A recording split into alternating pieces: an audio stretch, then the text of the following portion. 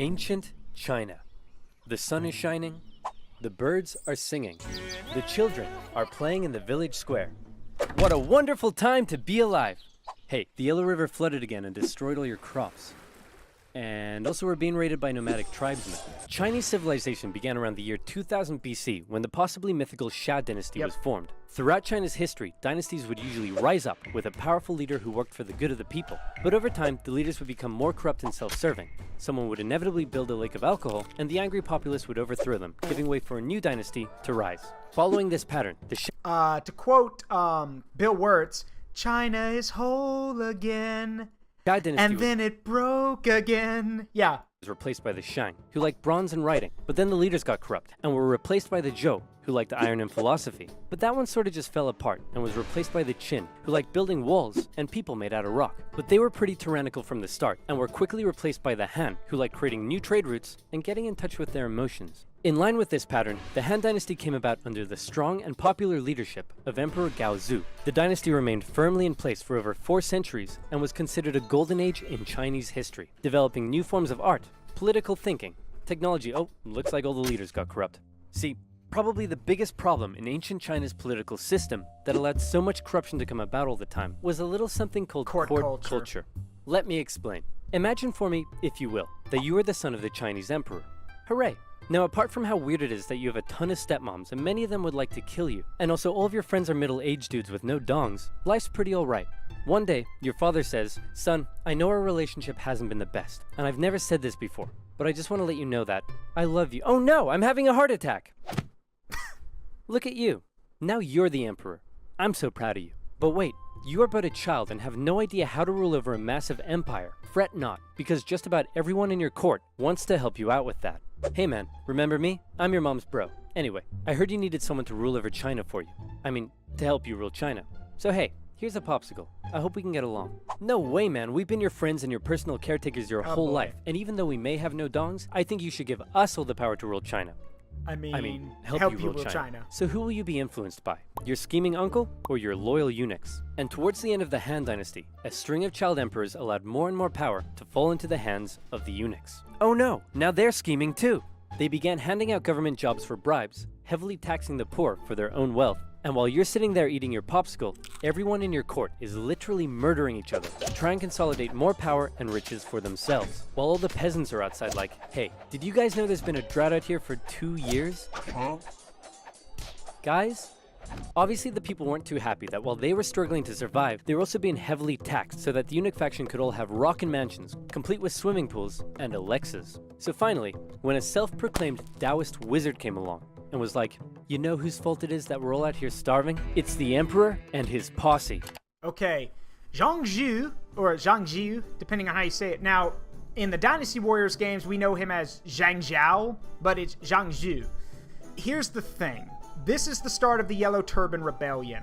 And as one YouTuber I know said, put it best, if you're wondering how the heck a bunch of peasants were able to rise up and do this much damage, well, think about it. You think about it. These people have been doing backbreaking manual labor for most of their lives, and they are literally watching their children and loved ones starve to death, while most of the people in power literally live like fat cats and do nothing.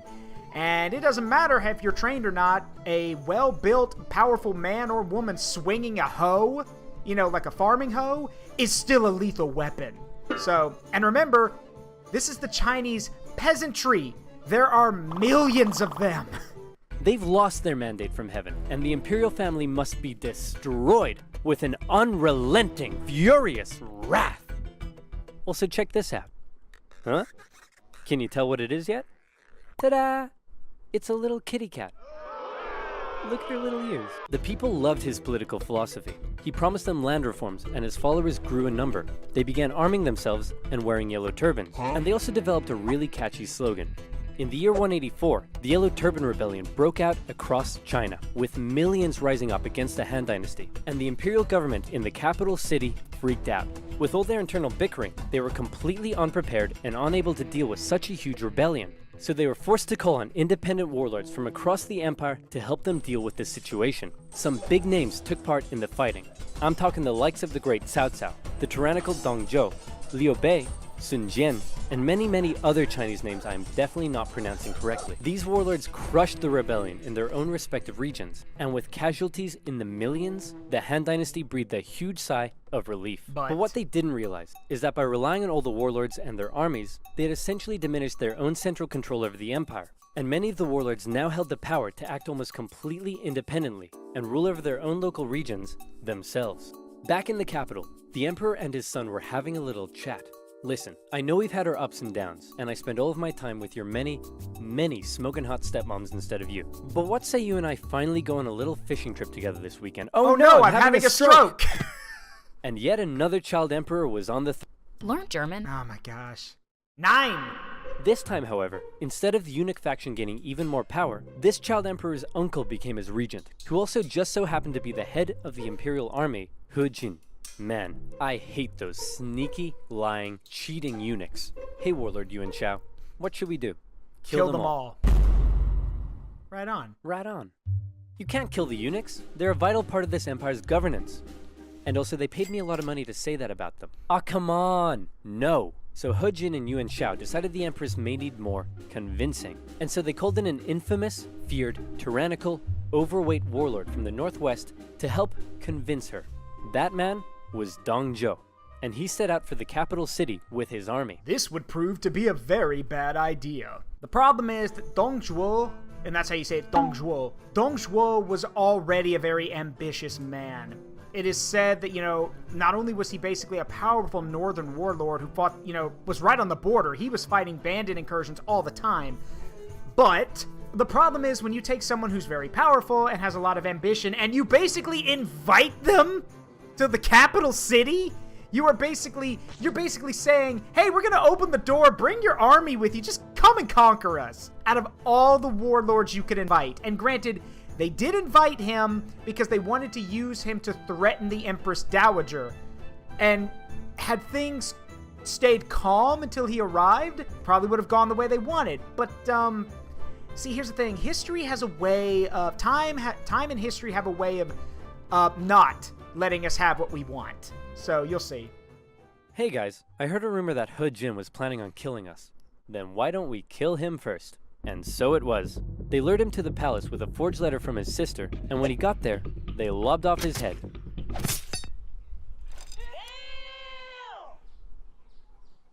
Kill them all.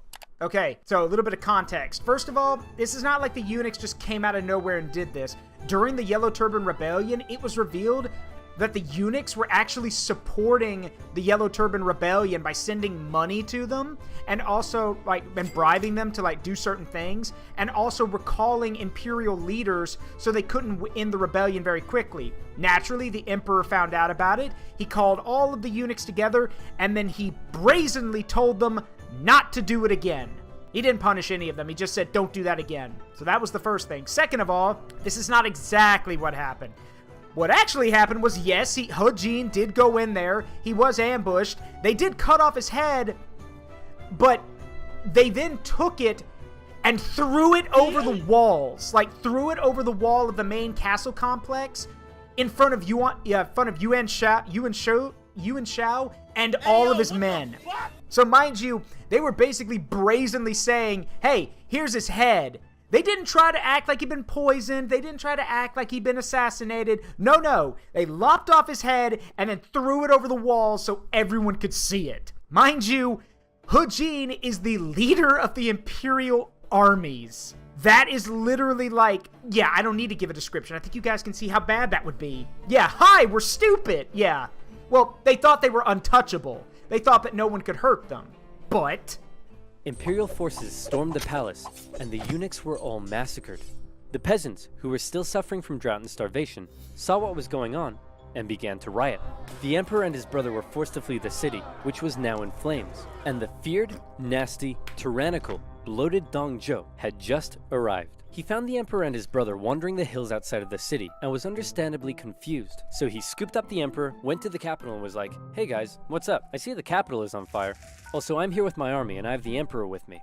Wait a minute. The capital is on fire. I'm here with my army and I have the emperor. Screw you guys, I'm in charge! So now Dong Zhou ruled over the Han Dynasty as the emperor's regent. His first act was to say to the emperor, hey man, no hard feelings, but I like your little brother better, so I'm actually making him emperor instead of you, so you're free to go do whatever you want. Actually. Yeah. That feels better. Dong Zhou ruled with an iron fist, and he did whatever the flip he wanted. He made absolute decisions himself, showing no regard for the monarchy. He had his opponents or those who disagreed with him killed. He broke protocol, doing things like keeping his sword when approaching the emperor, wearing shoes in the court, sleeping in the emperor's bed, and worst of all, he would walk in the presence of the emperor. You were meant to trot. The other warlords around the empire hated him, and so they said, something needs to be done about this guy. What say we form a coalition and oust him? And it was agreed. Warlords from across China, their armies amounting to 100,000 men, allied together against the tyranny of Dong Zhou. Yuan Shao's coalition consisted of some of the nation's most capable leaders, including his half-brother Yuan Shu, the great Cao Cao, and Sun Jian. But Dong Zhou had an ace up his sleeve, his protege and adopted son, one of the... I don't think I need to... I'm pretty sure y'all know who that is. If you know anything about the Three Kingdoms, if you know anything about Dynasty Warriors, you know who that is. You don't even need his name. You just have to look at him. Look at his armor. Look at the headband. Look at the red feathers.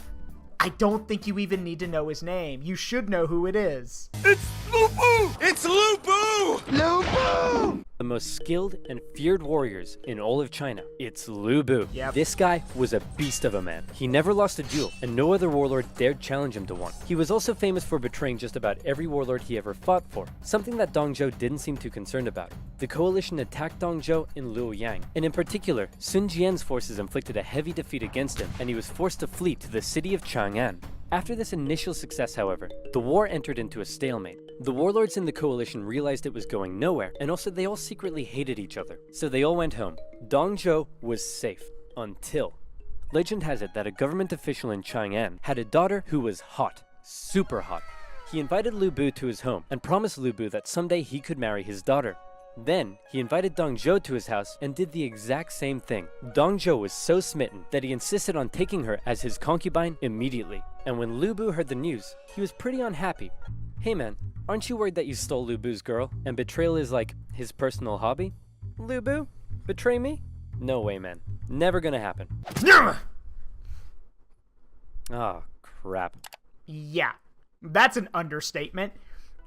It should also be noted, there's a few, like, historical pieces, most of them, you know, we don't know how reliable they are, but many people say that Diao Chan's father set that up. Like, he literally set it up so Lu Bu would kill Dong Zhuo. We don't know, but yeah. Oh, it should also be noted, Lu Bu was Dong Zhuo was Lu Bu's adopted father. Like, he adopted Lu Bu into his family. So this is regicide and patricide all at once. Lu Bu, along with other government officials, assassinated the tyrannical Dong Zhou. Then they left his body burning in the streets. Some sources say he was so fat and oily, he kept on burning for days. And that fun fact, that little tidbit about him being so fat that he burned for 3 days, that is corroborated by multiple sources. Like, there are multiple sources that said he burned for days, which, I mean, look, even as unreliable as they are, like, if multiple of them say it, it might be true. The pepperoni on Panera. Why? So with Dong Zhou dead, and the power of the Han government essentially decimated, China was left with a huge power gap, and a ton of warlords who all slept soundly at night dreaming of being the one to fill it. Here we enter into a crazy and chaotic period of civil war all across China, with so many people, so much betrayal, so much intricacy, it makes Game of Thrones look like a Dr. Seuss publication. That is actually true. The stuff in Romance of the Three Kingdoms is so bonkers that Game of Thrones cannot compete. Just try to keep up. But just to give you an idea of how crazy and chaotic it was, see if you're able to keep up with this.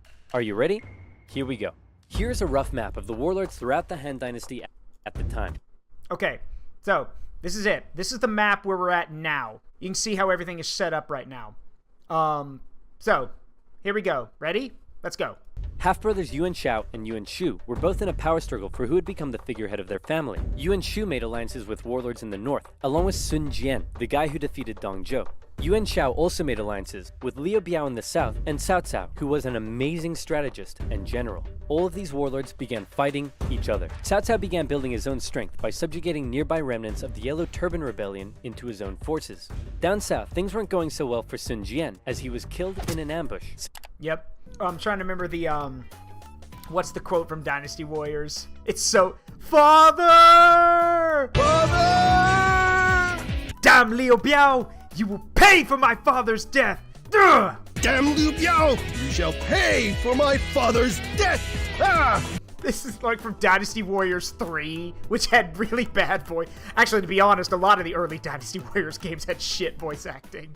The Sun Ce took Alright, so yeah, Sun Ce. over. Then Yuan Shu got pushed back to the river Huai, so he ordered Sun Ce to take the territory of warlord Lu Kang. Then Sun Ce went off to capture territories in the east for himself. Okay, back up. I need to explain why he gets to do Territory that. of warlord Lu Kang. Then Sun Ce went off to So, why does he just get to leave? Well, during the fighting against Dong Zhuo, Sun Jian, or it's Swen Jian, is how you're supposed to, Swen Jian. Swen Jian found the Imperial Seal, like the legit emerald Imperial Seal, like made of, jade, a pure jade carving of a dragon on top of a stone. Having the Imperial Seal basically gives you a fuck ton of authority. Now, when Swen Jian died, he gave it to Swen Ce, his son. Now, Swen Ce basically made a deal with Yuan Shu, and he was like, hey, you give me 15,000 men, and you can have the Imperial Seal. Yuan Shu said yes, and Sun Ce proceeded to conquer all of this. capture territories in the east for himself. Cao Cao's family lived in this province over here. One day, they were murdered. Oh no, Cao Cao held the province's governor responsible, and so he launched a cruel invasion in which he pillaged cities and murdered over 100,000 civilians. The governor sent out a call for help, and a very popular, likable warlord by the name of Liu Bei came to his aid. However, while Cao Cao was away fighting, a rebellion was staged against him in his home province, by none other than, it's Lu Bu. It's Lu Bu! Cao Cao rushed home and defeated Lu Bu, who fled to the east, which by now had been inherited by Liu Bei. Then Lu Bu, surprise surprise, launched a rebellion against Liu Bei, who fled to Cao Cao. Together, Cao Cao and Liu Bei would go on to invade and defeat Lu Bu. Lu Bu offered to join Cao Cao, and Cao Cao considered the offer. But his advisors were like, no way man, this guy's betrayed literally everyone he ever worked for. And so boohoo, Lu Bu was executed. Shit. Next, Cao Cao convinced the emperor to move in with him. Now he's in control of the Han government, something that made his allies very jealous. Yuan Shu, out of nowhere, decides to declare himself emperor of the new Zhong dynasty. Nobody liked that. Okay, as I said, it wasn't out of nowhere. It's because he had the Imperial Seal. He believed that because he had the seal, he had the right to declare himself emperor. Thing is, all it did was put a huge target on his back. And everyone, nobody liked Yuan Shu. Everyone was just looking for a reason to beat the stuffing out of him, and he gave them one, so. His allies cut ties with him. The imperial government ordered everyone to kill him. He tried to flee to his brother Yuan Shao, but died of illness on the way. Sun Ce took over his territory, and then got assassinated. So his brother, Sun Chen, took over. Liu Bei turned on Cao Cao, but got obliterated and was forced to flee south. Yuan Shao finally defeated the warlord to his north, and could now focus south. He declared war on his ally Cao Cao, but was defeated at the Battle of Guandu. Cao Cao has now united the north, and he turned his attention to the south. In particular, Liu Biao's province was becoming a powerful threat, so Cao Cao attacked him. Liu Bei was now fighting for Liu Biao, and he held Cao Cao off for a while. But then Liu Biao died and his son took over, and immediately surrendered to Cao Cao. Liu Bei was horrified, and he fled southward to try and maintain control of the province. Cao Cao was on an absolute roll, and it looked like he would be the one to take control of China. He began making plans to attack both Liu Bei and Sun Qian, and the two of them, seeing where things were headed, met up and decided to form an alliance. Now I know that was a lot to take in, but all you really need to know at this point is that this guy is on his way to taking over everything, and he's about to throw his full weight at the southern warlords. These two have one chance, one battle, to prevent him from invading the south, and that battle was the famous Battle of Red Cliff. It also goes by the name Battle of Chi, C-H-I space B-I. But yes, historically it is known as the Battle of the Red Cliffs. This battle has been basically dramatized so much. It's in movies, it's in books, it's in anime, it's in manga. Because there are a ton of battles out there that are a David and Goliath story, but this one right here is probably one of the biggest David and Goliath stories you're ever going to read. You'll see. It is insanity. To take the south, Cao Cao would need to control and cross the mighty Yangtze River. He had over 200,000 men to face against Liu Bei and Sun Qian's combined force of 50,000. How would they stand a chance when they were so outnumbered? Legend says most of Sun Qian's advisors pleaded with him to surrender, but then he smashed up a table and they all backed down. Okay, so there's two versions of that story. The first version is that, yeah, he smashes the table with his bare hands. The second version of it is he chops off part of the desk with his sword, and he tells them anyone who wishes to surrender will meet the same fate as this desk. And nobody wanted to surrender anymore. Luckily, Cao Cao's forces were ravaged by disease and exhaustion, and his northern soldiers weren't too comfortable on ships. So when Cao Cao sailed down the river and the two sides met for an initial skirmish at Wulin, Cao Cao was unable to inflict a defeat against the allies. Then, one of Sun Qian's men came up with a very sneaky plan. He sent Cao Cao a letter pretending that he and others wanted to defect to his side, and offered to bring him some of Liu Bei and Sun Qian's finest ships. Little did Cao Cao know, however, that those ships were full of flammable reeds. As they approached his fleet, they were set alight and destroyed his ships in camp. Seeing the situation as hopeless, Cao Cao ordered a difficult retreat through the rain and marshlands, during which more of his men fell to illness and disease. The underdogs had won, and Cao Cao would never again have another chance to take the south. We're not gonna mention Zhuge Liang? What? Or Kong Ming? We're not gonna mention him? What? All right, then. Well, he'll mention him later, but I will. There are two men who were the most responsible for the victory at Red Cliffs: Zhou Yu, the strategist for Wu, and Zhuge Liang, aka Kong Ming, the strategist for Shu. It's both of those men that are responsible. It is true that Zhou Yu came up with the plan and was the one who implemented it, but Zhuge Liang was the one who orchestrated the alliance, gathered the supplies, and also, if legends are to be believed, summoned a southerly wind to push the fire ships into Cao Cao's fleet. So yeah, it's your boy Kong Ming coming in clutch. Following that, the three warlords took some time to finish off some smaller competitors in their own regions, and by the year 214, China looked a little bit like this. Cao Cao continued to try to penetrate the southern regions, but had no success, and even lost the Hanzhong region to Liu Bei in 217. The former allies eventually fell out over who should own this territory here, with Sun Qian coming out on top. In 220, Cao Cao died of a head disease, and was replaced by his son, Cao. Wasn't just a head disease, it was a brain tumor. Yeah, Cao Cao had a brain tumor. And one of his doctors, he did have a personal doctor. And the doctor told him, he's like, yeah, you got a brain tumor. I can get rid of that if you'll let me. Cao Cao thought he was trying to assassinate him. So he had his personal doctor killed because he thought the doctor was trying to kill him. And then Cao Cao died of the brain tumor. Oops! Congratulations, you played yourself. Cao Pi convinced the Emperor of Han to abdicate, and then proclaimed himself the Emperor of the new state of Wei. Liu Bei followed suit, declaring himself the true Emperor of Shu Han. And a few years later, Sun Qian joined in the fun and declared himself Emperor of Wu. And so now you have a number of kingdoms in China. How many? Count them. 1, 2, 3. 3 kingdoms. Except, actually, they weren't kingdoms, they were dynasties. And when the 3 kingdoms finally formed, not a whole lot happened. For the next 3 decades, they continued to engage in combat, but it almost always ended in stalemate, and nobody really got anywhere.